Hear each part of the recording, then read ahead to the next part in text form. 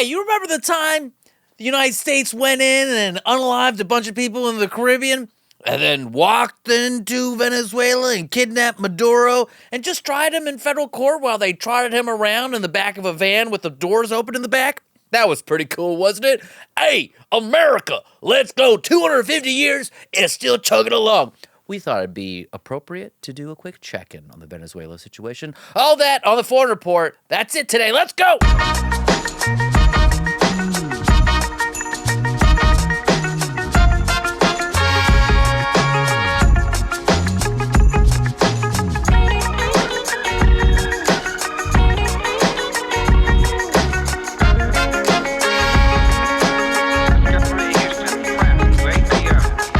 Welcome back to the Foreign Report. I'm Seena, Ghaznavi, Travis Irvine in the studio. This is your weekly foreign policy show that gives you all the gory details of geopolitics with hopefully some laughs in between. ForeignReportShow.com is where you can find our newsletter that you could sign up for. Every episode is also on there.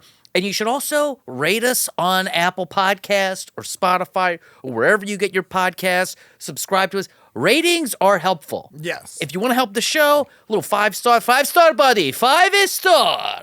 Are you doing a Persian accent right now? Maybe, for your Bobby. 5-star? Maybe 5-star. Is that the voice a 5-star man makes? 5-star. Oh, S-stars. If there's an S, you have to do S-star. Oh, it's that extra star. It is.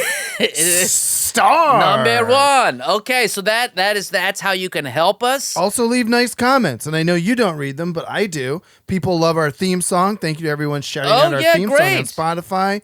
And then everyone on YouTube, we had some shout outs. People said my hair is not so much Axl Rose as Wayne's World. And I'm like, hell yeah, party on, excellent. Show them the bandana. No, the bandana is strategic, and it goes under the hat. So I'm telling you, folks. Also, people want us to do a Foreign Report live show. Okay. This must happen. All right. Whenever you and I are both in the Midwest. Okay, let's do it. Because we got to workshop it in Columbus and Pittsburgh first. Yes. Before we take it on the road to like foreign places. I want to 100% do it. I want to do it in Columbus. I want to do it in Pittsburgh. I want to do it in Dubai. I like that's the tour. The usual triple threat. The triple from the Midwest to the Middle East. Here we go. Rust Belt to the oil belt. Yes. That's what I want to do. So many belts. Okay, so we're announcing our live tour now? Is that what's happening? No, we got to plan it out more. We have to actually, yeah. Once it happens, it'll happen. I'm just saying people are down.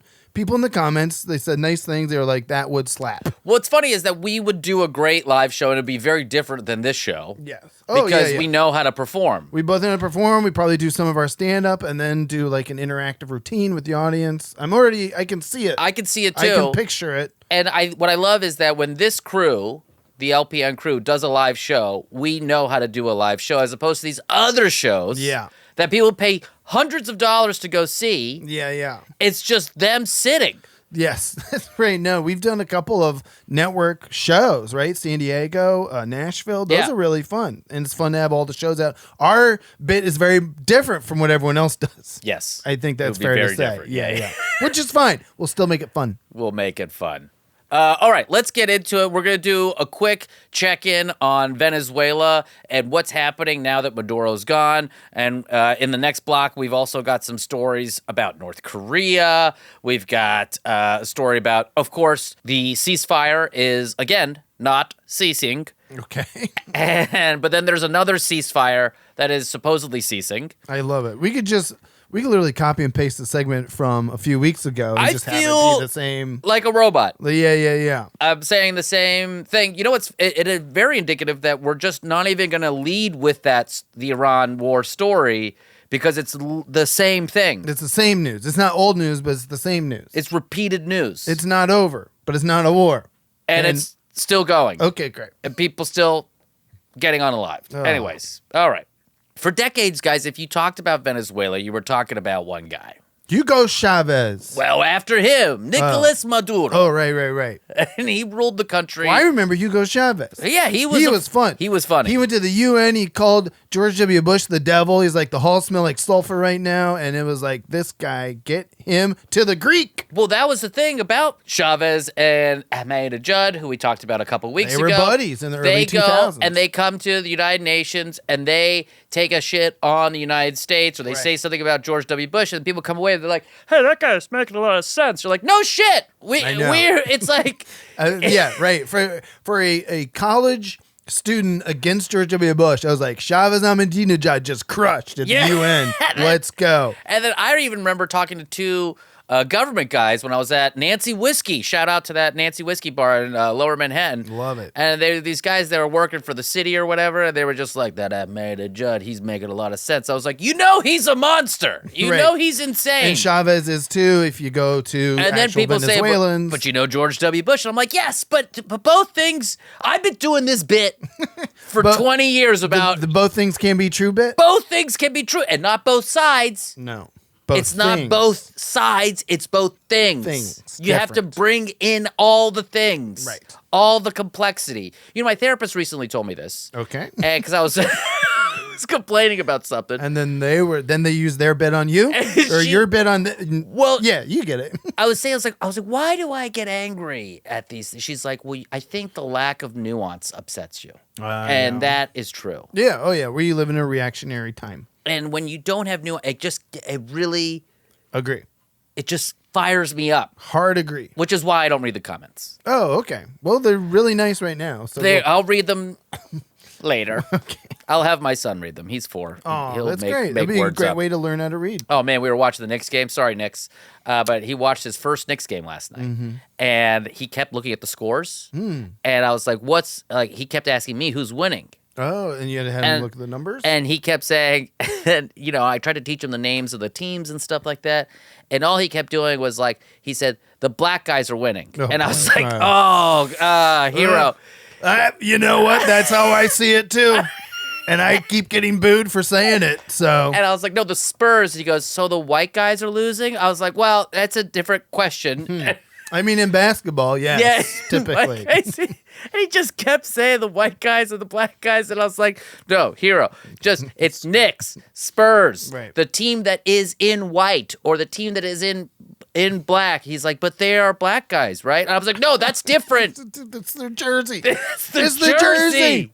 My son is talking about the jerseys. Oh, God. Yeah. He can't get canceled yet, so that's good. That's adorable. Also, apparently he's bad luck for the Knicks. So maybe don't have him watch. Have him watch some soccer instead. Okay, we'll do. I'll teach him about how that works. The green guys are winning. Exactly. But anyways, back to Maduro. He ruled with this iron fist. Right. And he was like Chavez's chosen successor. Yes. And listen, he managed to get through coup attempts. Mm-hmm. He survived crushing economic sanctions and outlasted multiple U.S. presidents that tried to take him out. But now that he's gone, there's a power vacuum. And we kind of talked about this. We had an episode all about when you remove the head of a snake, there's a power vacuum to become the next head of the snake. Well, it happens in Iran, it happens in Mexican drug cartels, and Venezuela. And in this case, the United States is the vacuum. Oh, no. Yeah, I know. What could possibly go wrong? Washington has now talked about a 3-staged plan for Venezuela. Stabilize, recovery, and transition. Okay. So how long do you think that'll all take, Travis? 2 weeks? 2 months? Are we okay? 2 years? Are we betting? 2 decades? I think that's more like it. I think so. I think that's probably where we're at now. That's rough, but yeah. And people are, reasonably anxious about all this, and experts are looking at it and asking, is this going to just be another bad game of civilization? I don't know if any Civ 6 fans out there, but I mean, this just seems like we're doing the nation building thing again. So today, we're going to break down some of these uncertainties surrounding the U.S. going in and taking out Maduro and acting like the ward of the state and the Delcy Rodriguez of it all. And we'll look into the classic doctrine that is now back in style now, apparently, but just with a different flavor, why a piece of paper can't really fix a broken country, and how there's this shadow war. We talk a lot about shadow war, so there's, of course, one. Love a good shadow war. Yeah. Quick, before we get started, is Maduro still in New York City? Yeah, he's at the jail with whatchamacallit. You think he's rooting for the Knicks? You think he's in there putting money on the Knicks? Yeah. Man, if they had arrested Maduro, this is way back in January they arrested him. If he was wearing Knicks gear, dude. Wow. And they're hauling him into New York. They would have broken him out. Instant hero. The Knicks fans would have broken him out. That'd be incredible. I know they dressed him in gray, but like if they put him in orange jumpsuit. Oh man, and with he just a had a little bit of blue, like I'm doing. I'm wearing my blue shirt for the Knicks today. Just do a little blue under that orange jumpsuit. You're a Knicks fan.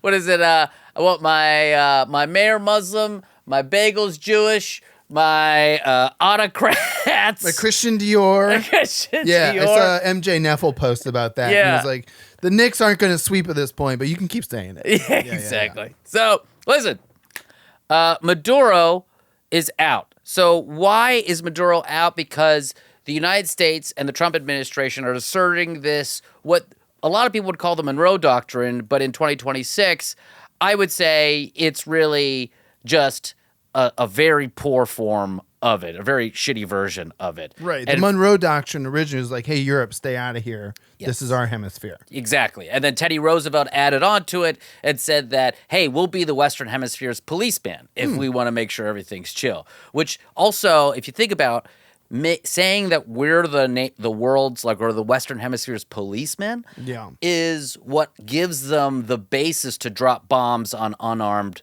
boats of color. Okay. Wow, they're really stretching Teddy's words on that one, though. Teddy Roosevelt fought in the Spanish-American War in the 1890s, and he was a hero of that. So I could understand his rationale. I was like, hey, Spain, get out of here. Exactly. We got this. But yeah, if we're just bombing fishing boats, I don't know if Teddy would be down with that. Teddy Roosevelt liked fishing. He did. And so before, as you said, it was Europe, but now it's China that we're trying to block out. Uh-oh. And so people are calling the Monroe Doctrine today, it's the funhouse version of the Monroe Doctrine called America First. Sure. Weren't they calling it the Dunroe Doctrine? They were calling it the Dunroe. Donald, they just replaced Mun with Dun. It's so dumb. Yeah, okay, great. Let's call it the Dumroe Doctrine. But here's what Stephen Miller's saying, and he sums it up very well, okay? Mm-hmm. He says, quote, "You could talk all you want about international niceties and everything else, but we live in a world, in the real world, Jake." You talking to Jake Tapper? Seems like it. Yeah. That is governed by strength, that is governed by force, that is governed by power. These are the iron laws of the world. Okay, just again, the note on the Monroe Doctrine was just stay out. Sure. Not we will go into every place and run everything by power. Right. So it seems like we're not getting out of people's way, but just like ruining everyone's way. Yeah, it's a very stretched version of, unless the way you replace China is to attack everyone else who was agreeing with China or working with China. Oh, we're in the bar fight again. Yeah. We're in the bar fight where we're punching everybody. Man, you keep this bar. Let's get out of this bar. This bar is so I have a tab crazy. here, actually. I can't leave. Yeah, close out. And it's a mess. Out. The bartender's been punched. I'll just keep pouring myself drinks. They always try to sell you on stuff like this, the Trump administration. They're like, well, don't you want to get the drug cartels out? Sure. Don't you want to have a friendly government there where we can get good trade deals for American workers? And that works because I was talking to my father about this back in Ohio, and he had a friend who one of their family members had OD'd on drugs. Yeah. And so you hear that and you're like, well, we're going after the drug dealers who are bringing fentanyl in the United States. It's like, I say bomb them all. Yeah. And it's like, when you find that misplaced anger. Such a good point. Yeah. Then it's like, okay, yeah, go get them. But it's also like, those fishermen probably didn't bring in the fentanyl that killed your family member. No. Right. They weren't going to the United States. Right. They're going to Don Trump Jr.'s house. Yeah. We established this. So the economy in Venezuela, though, is run by these generals that are connected to gangs and cartels.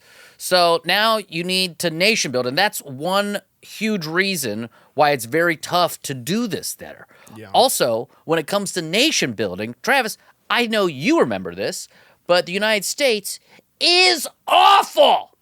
We're not good at nation building. We're not. We can't even build our own nation right now. We're not good. We're not good at it. You would have to find peace between dueling factions within the country for an extended period of time to allow for like political norms to develop and not descend into some sort of crazy guerrilla war fighting of some kind.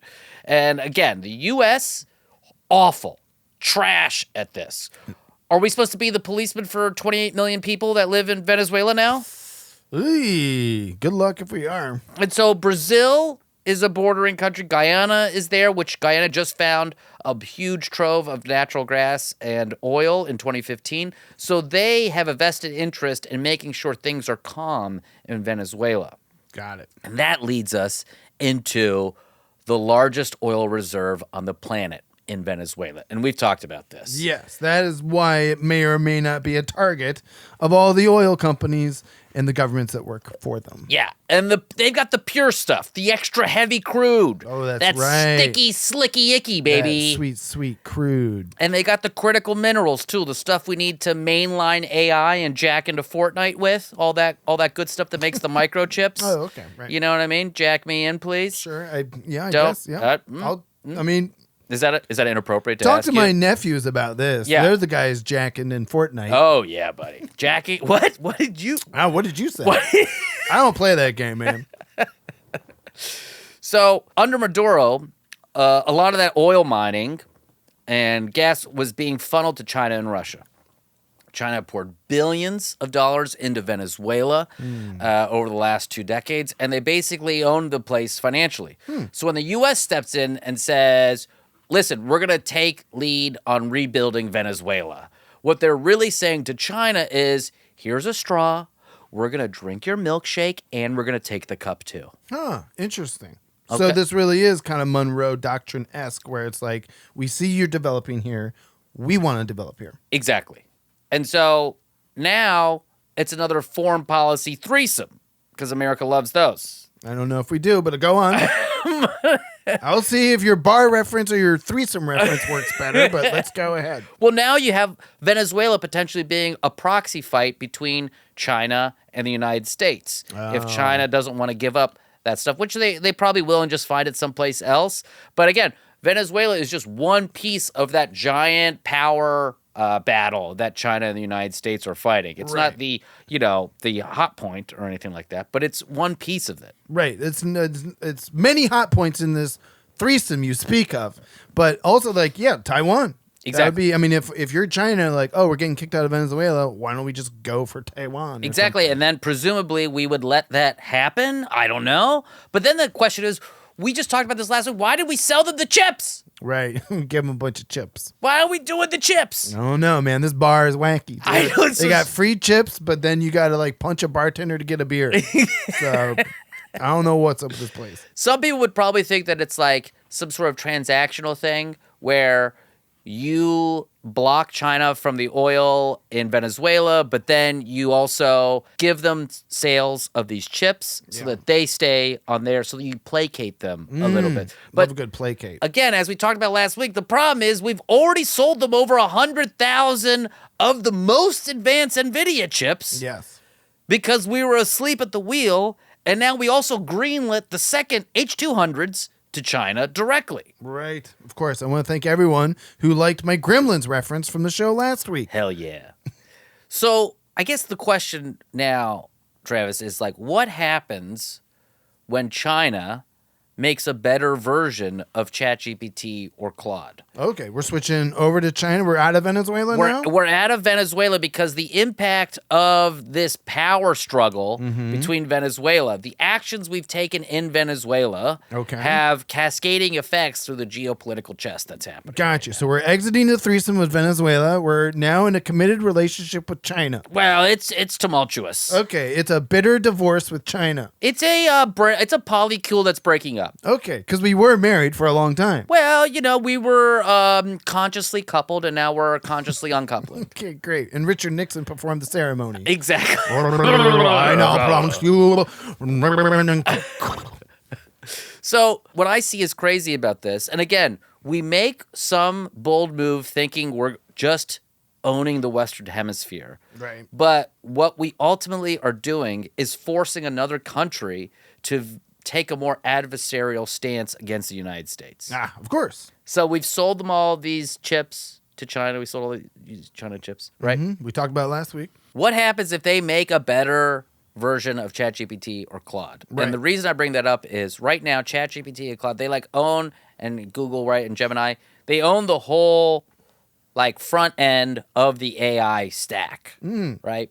And all these IPOs, the SpaceX IPO, OpenAI's IPO, Anthropic's, trillions of dollars. Right. You're talking about like stock price. The stock price, right? Yeah. And so all these trillions of dollars are going to be going into these things. But here's the thing.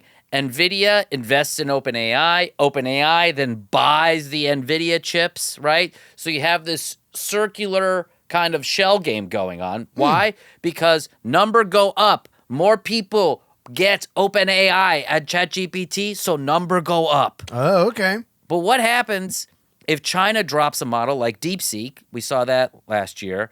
That's open sourced. Ooh. That you don't need to pay anyone for. Uh-oh. And so what happens if the, half the people that were using OpenAI and ChatGPT just decide to go to an open source model? Yeah, go use the free one.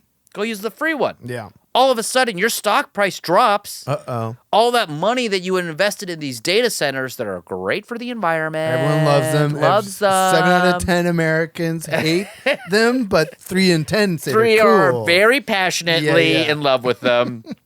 Totally normal. I think it's also funny. It's like, I would love a humming, 500,000 square foot building next to me. Don't get me started.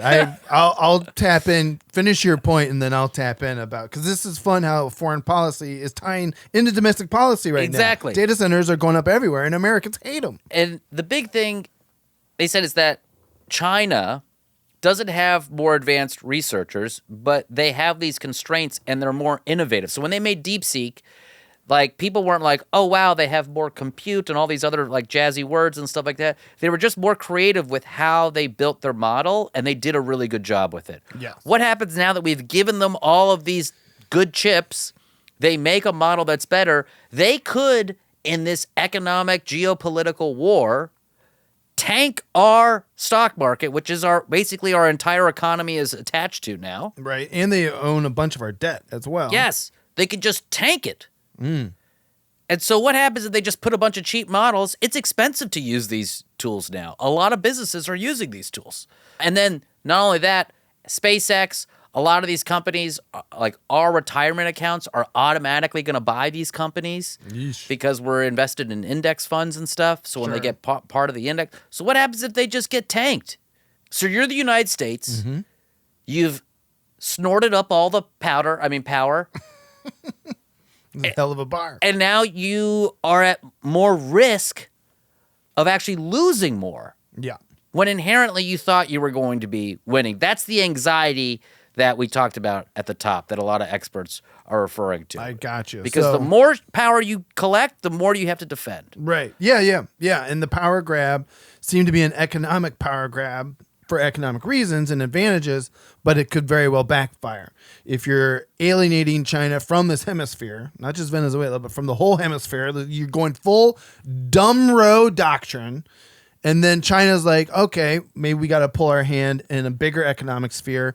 And I mean, I was literally just reading about all this stuff, the AI, it's like a speculative bubble is what a lot of experts are saying. The big short guy who bet against all the debt that the banks were buying from houses that were being financed by money that wasn't there. It was just a bubble. A lot of people are saying the AI bubble. That guy's already like bet against the AI bubble.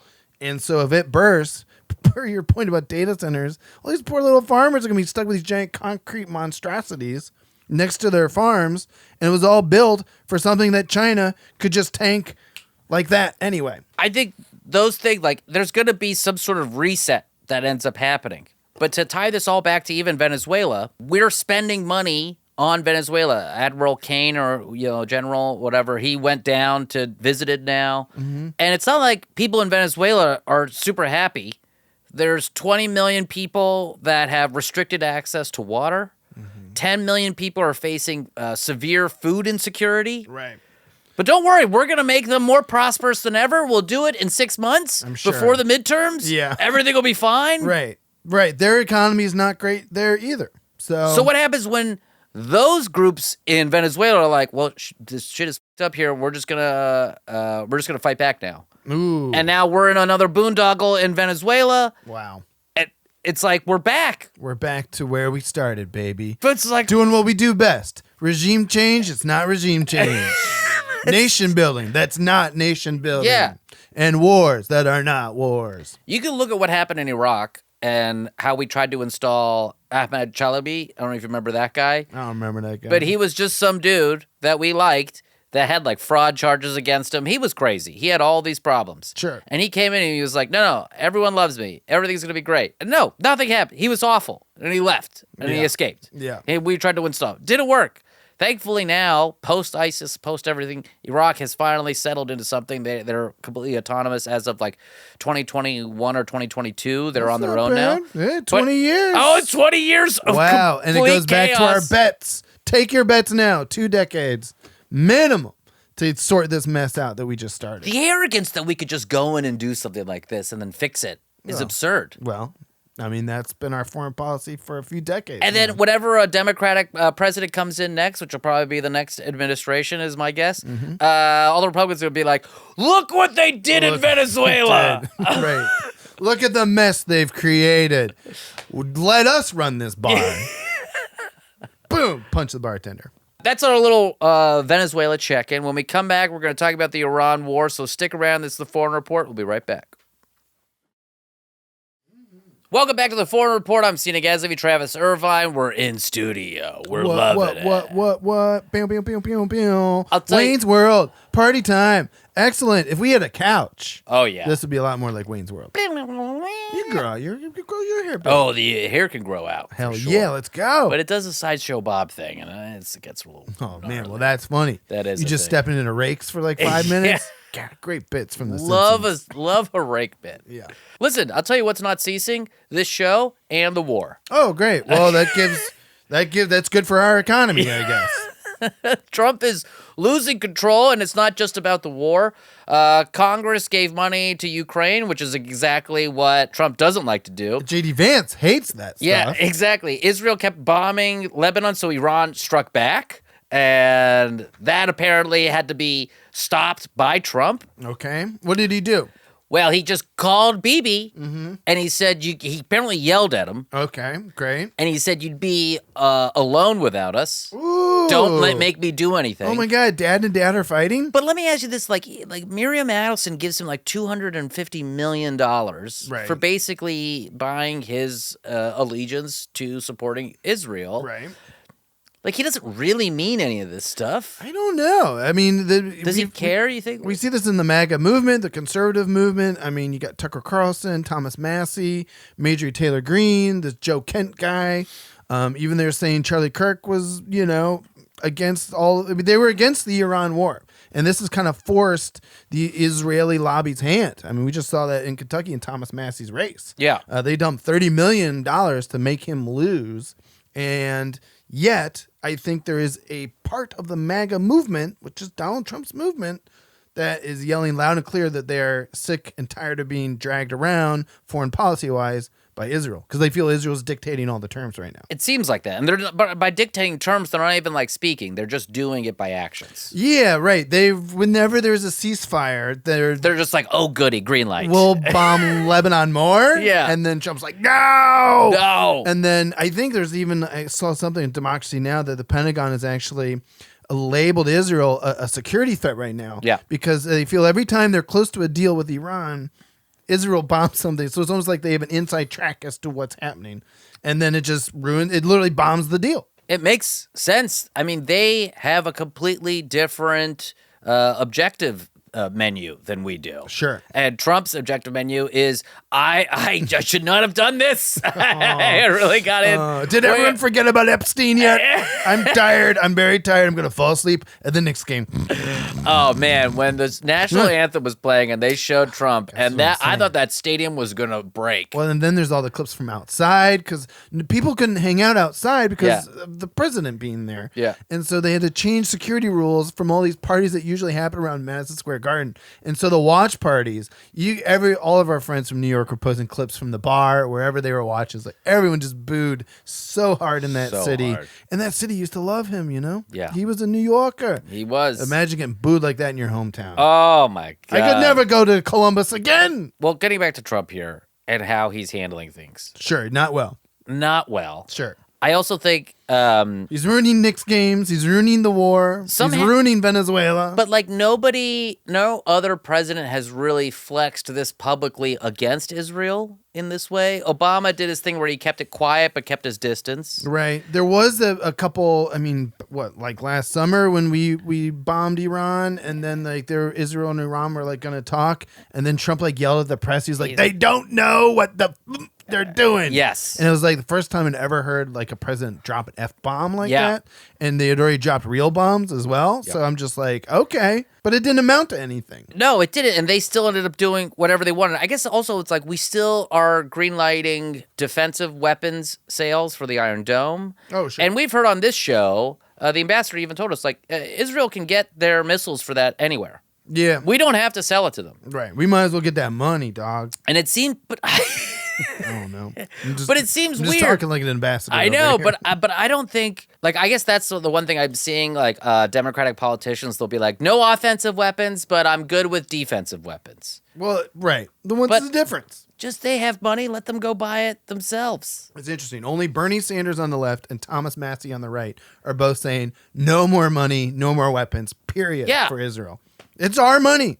It's our weapons. But I mean, a lot of them they're buying. I mean, there's aid, of course, but then there's also like the weapon sales. And it's like, these are not fancy missiles. We sell them for the Iron Dome. They're not specific. They can go get those and I could be wrong. If there's weapons experts that are in the audience, please let me know if I've got that right. But I'm pretty sure they could just buy that anywhere. Not at like Walmart, but probably Walmart. Well, as we've covered on this show, Iran has like weapons from 1955, and they're still working great. But what's good also is that 18 Republican House members went against Trump. That's what I'm saying. The cracks in the MAGA facade. The War Powers Act passed and this Ukraine package passed. So all of his foreign policy moves are getting thwarted by Congress now. People are getting fed up with it. And so it's really not been the best week for Trump when it comes to this stuff. No, especially, and then also getting booed at a basketball game and then falling asleep. Yeah, he's asleep all the time. Well, don't get me started about that. Yeah. What did they say with some of these Republicans? Well, one guy, before the Ukraine vote, Republican Don Bacon of Nebraska, and when you got a Nebraskan Republican coming out. And the most Republican Nebraska name. Yeah. Don Bacon? Don Bacon. Come on. I grow corn, but you know I love bacon. I'm bringing home the bacon from Nebraska. He said, are we going to stand with good or are we going to stand with evil? That's what this is about tonight. Man, such a Don Bacon thing to say. What the hell is he talking about? That's a Baconism. Yeah. And I agree. Sure. Mm-hmm. Like, what are we doing? Yeah. No, I get it. I think it's a healthy debate for the MAGA movement to have. After Thomas Massie lost his primary, he went and vacationed in Costa Rica with Marjorie Taylor Greene. And I think there's going to be a full-on... They're calling it a civil war. I don't want to push that phrase too much, but I think it really is going to be, it's a fractioning between the MAGA movement. And that's, I mean, as long as the Democrats don't F it up, as they always do. Oh, they probably will. It's a good sign for 2028 if Democrats want to clean up this mess, which, as we know, they probably have to. Rahm Emanuel was courtside at the Knicks game last night. So was Howard Lutnick. By the way, don't get me started. Oh, God. Lutnick was sitting there in full suit next to Fat Joe and DJ Khaled, and I just wanted to I couldn't believe it. I hate Lutnick probably more than Trump at this point. I'm kind of with you. He's a man I didn't know existed until this administration. I hate his sons too. And his sons. All the insider trading, the Epstein ties, the fact that he somehow avoided being in 9/11 because he was walking his son to school. Don't get me started. They bought options on all the returned tariffs. He got unemployment for all his employees who died in 9/11 and then fired the employees after they died so their families wouldn't get the benefits. Oh, my God. The New Yorker did a whole expose on Howard Lutnick, and man, if I was courtside, if you're Rahm Emanuel, I know you only got like or Larry David. If you're any one of you, even if you got 3 fingers, Rahm Emanuel, which apparently he does,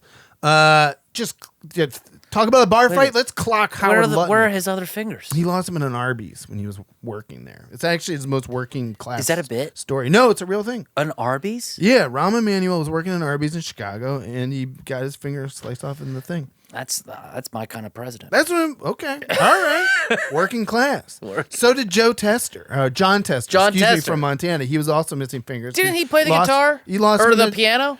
Man, not well. That's John Tesh. Yeah. I think of a different guy. But the point is, more politicians with less fingers. Yeah. Thank you. And if you're courtside next to Howard Lutnick, scream at him. Or at least scream at him. At least say, where were you on 9/11? Why weren't you in the office that day?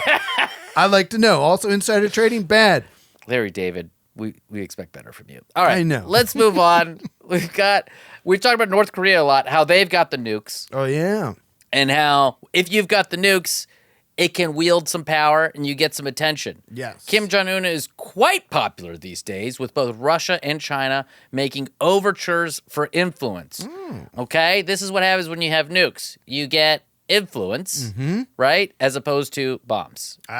Newly emboldened by his relationship with Russia, Kim Jong-un is expected to press Xi for economic concessions.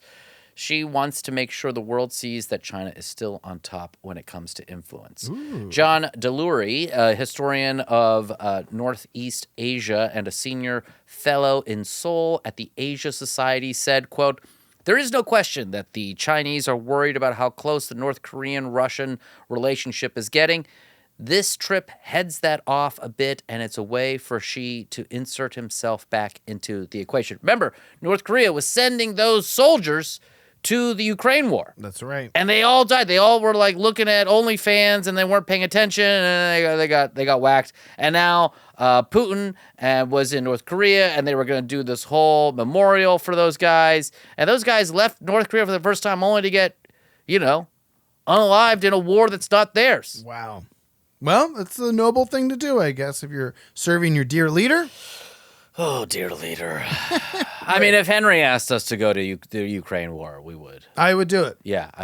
Henry asked me to go get him a sandwich. I'll do that, too. Yeah, that's probably easier. It's a little more dangerous. Yeah. You've been to Burbank? Yeah. Come on. Meat slicers. So I think that's going to be something we should keep an eye on. Again, I don't know about anybody else, but North Korea is sleepy scary. Right, yeah. They always seem to pop up. Again and again, and they do have nukes. So. They feel like the weird third, infiltrating character into a battle scene, that you don't expect coming from the flank. Yeah. And it's not in a good way, no. Right? Not for the good guys. They probably are mad they're not getting all the attention that they used to get. Well, I don't know if I think they like that they don't get the attention, but now they're getting the power attention, which is nice. Okay. Right? All right. We'll keep our eyes on it. This is another piece of news that happened a couple weeks ago that I thought was super interesting. Germany lost its non-permanent seat on the UN Security Council, with Austria and Portugal stepping in as replacements. So you got Germany, an adversary of the past. You got voted out off the island, Germany. Wow. This is a big deal. Especially pre-World Cup. Exactly, and this is a non-permanent, it's meant to be a rotate, but for the last 40 years, Germany has held the seat. That's interesting. What's changed? What's changed potentially? Yeah, what's changed, actually? Well, Germany's cut foreign aid to a lot of countries. Okay. Friedrich Merz, the German chancellor, was a no-show at the General Assembly last year, and this year sent a proxy in his place. So it's does he even care? Do you even care? Right. Some say he's upset. He's worried about upsetting Trump to call out all the violations of international law he's doing. Okay. And there's this little thing about the genocide in Palestine that Germany has been, not talking about and actually in support of Israel for. Yeah. Interesting. And of course, Austria and Portugal have been ready and juiced to get in there for years. Well, sure. I mean, in terms of Europe, unless it is soccer, I barely think of Austria and Portugal. The Security Council is super important. This is where all those big, international documents and international agreements end up getting ratified. Yes. Now, the broad question that everyone should be asking is, does it even matter? Oh, okay. I was gonna, my question was, why does it matter? But I guess also a question is, does it matter? And I think this is a thing that I'm personally grappling with as I look at the world and I look at how little people care now about international norms and rules and laws. And it's you're like John Goodman's character in Big Lebowski. Am I the only one? Am I the only one? Because I shit about the rules? This is, I'm concerned. How are we supposed to run things? Is it actually what Stephen Miller said? is that everything just runs on are we just going to revert back to power as the main use? And that is not predictable. That is not a calm way to exist. And it seems like we need to have some sort of bloody global war to remind people that power and fighting for power sucks. Right. Humans have been doing it for a long time. Nation states have been doing it for a long time. It's extremely inconvenient. Yeah. One of these big old internet pipes in the ocean needs to get cut, and everyone's Fortnite game, like your little nephews. My nephews, yeah. They would get radicalized. Oh, they joined the military ASAP. Not just they would go after the military for not defending them. Right. But I mean, this is what I'm saying. Like, the international rules-based system, I guess, was so flawed, but it was a system. It was like, at least we had that. Yeah. So I guess that's why this is kind of strange to me, and things are really shuffling. Yes. And it's strange, too, to think of Germany, who, you think about Germany the last 100 years or so, 100 plus. They were on the wrong side of history a couple times. But in the last 40 years, they've proven to be a big ally, especially in the EU. They were economically holding the EU together along with England. And when England bolted out of the EU, Germany was kind of the last economic pillar standing. But once Merkel was out, and then you've got, I know when J.D. Vance went to the Munich conference last year, you have varying political parties in Germany now, too, where the conservative right, which is, also very popular in Hungary and other places in Europe, it's kind of coming up in Germany. Obviously, you look at Germany, you're like, maybe they don't need to have all that power if they're run by right-wing radicals there. I think Germany is so scared of being viewed in the previous light that they were in. Lord knows. And I remember when Biden was in office and they were trying to get tanks to Ukraine, and we were going to ship them tanks, but it was going to take a while to get the tanks over to there. Mm-hmm. And they were trying to negotiate with, I think Frederick Merck was in office. The Merz was in office. Yeah, he's been in there for a couple of years now. Yeah. And so they were like, you guys got these tanks. Why don't you guys send your tanks over to the Ukrainians? And he was like, are you kidding me? We can't have German tanks rolling through. No tanks. Tanks for nothing. Yeah. Germany. We don't need that. No, I've seen those movies, Battle of the Bulge. Yeah. Come on. And it's like, oh, yeah. Like, you guys got to deal with this on like a daily basis. You're like, oh, no, don't say that. Right. Nine. Right. The pendulum is just swung way back on them, where they have to be the woke DEI professor. And like, my pronouns are 9. Which honestly also makes them weirdly right wing at the end of the day, which is so strange. Which is why the right wing's back on the rise there. I don't understand politically. I say, Austria, Portugal, you get your chance now. Let's see what you can do. I've seen what Ronaldo can do in the soccer field for Portugal. There we go. I'd like to see what Portugal can do in the UN. I would love it. And we will. Let's take a quick break. And when we come back, everyone's favorite corner, the J.D. Vance Corner. We'll be right back. Welcome back to the Foreign Report. I'm Seena, Ghaznavi, Travis, Irvine. It's so good to have you here, and welcome back to... Give him a chance, it's J.D. Vance. No, wait, he sucks. Club remix, ladies and gentlemen. Club remix. Although I think we can start calling it bar fight remix. Yeah, I think because all of our analogies, we're never making analogies about the club. No. You go to the club anymore? Henry Zabrowski was telling me some story. They were trying to get into a club in Grand Rapids, Michigan, and it was like, that already sounds terrible. That sounds... It was like freezing cold. Sign me up. But it was the only place I could go at like after 11 p.m. I would totally go to the club at Grand Rapids. Well, Grand Rapids, sign me up. I would rather go get in a bar fight in Grand Rapids. And maybe I will, especially if J.D. Vance is there. You want to know what this dude's up to? Oh, God. It's going to be a short J.D. Corner. Last week I kind of did around the grounds, but man... You know, we talk about the whole reason we even started doing this segment is because JD was so involved with foreign policy. And then he mucked all that up. He killed the Pope, so on and so forth. Yeah. We don't send him out of the country anymore. Of course. You went to Greenland. That didn't work. You went to Vatican City. That didn't work out. Hungary. He made a guy lose. You killed Orban's campaign just like he killed the Pope. So here's what JD's up to now. He's working the domestic front, right? We covered he's going after fraud or whatever the hell. But he still needs to prepare the fighters for tomorrow, Seena. And that is what JD Vance was sent to do in Colorado Springs this year. But here's the problem. We kind of mentioned it earlier about Ukraine. JD Vance, as a senator from my home state of Ohio, was very against foreign wars, sending American taxpayer dollars and American lives to other countries to fight in endless, needless wars.